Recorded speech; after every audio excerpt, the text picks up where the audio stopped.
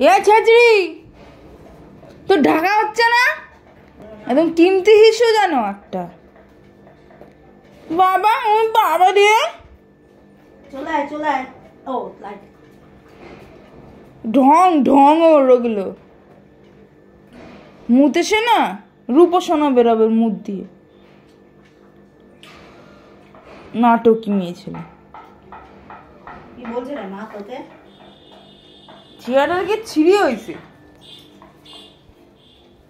কথা পাত্তাই দেয় না। কি রে? একজন জানলার মুখ ঘষে, ভাববেটা মশা হইতে। লাকি, কি রে? তো হিসুরে কিমতি